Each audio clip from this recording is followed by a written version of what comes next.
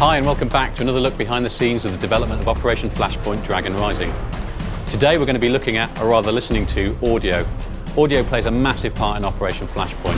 The sounds in Operation Flashpoint are very authentic. We've strived to record every vehicle and every weapon in the game. We know how passionate people are about the game and how passionate people are about the sounds of the game. Audio element really enhances the visual aspect of Flashpoint. We've got all sorts of different ambiences that really immerse the player in the world, and visuals are just one part of that. Audio plays a very big part as well. For example, when you're walking through a forest or patrolling a forest, you get ambient bird song, and the guides have actually gone out and found the animals that inhabit that part of the world to make sure it's authentic. Silence can be just as important as terrific noises. As you're moving through forests, you hear the audio, you hear the crack of twigs, etc. But as well as that, some of the vehicles that we have, you can even identify what they are just from the sound that they're making. We're allowed to mic up these tanks and vehicles with many mics just to get every intricate detail of doors opening, closing, engines, interior sounds of these vehicles moving, all of which you'll hear in the game. We use audio as a tool in Flashpoint.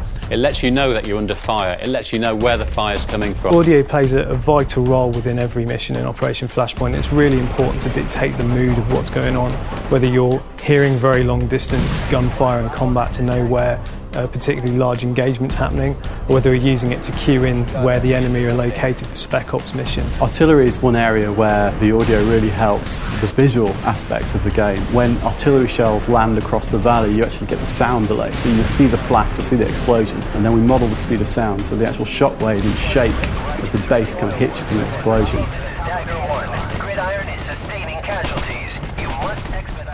The sounds that we place within missions really do aid the player to find their way through the missions. They're going to know where a key installation is that the enemy have because they can hear it from a distance away. They're going to know where quiet areas are away from forces because they can hear crickets chirping. In Flashpoint we use audio to really enhance the immersion the player gets from being in certain situations. So when they enter a building, gunshots feel louder, explosions sound more muffled if they're happening outside.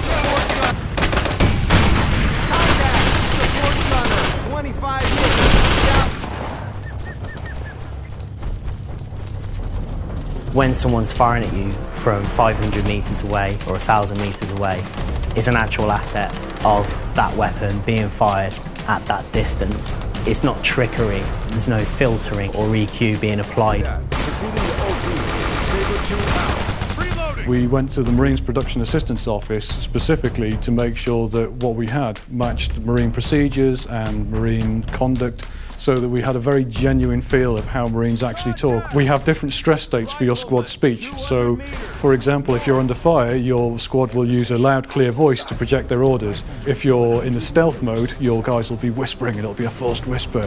One of the best feelings in Flashpoint, and the one that gives you the fear the most, is hearing the bullets whiz and snap past your head and hit the brick wall in the background and smash a window and hit the stairs and zing off it.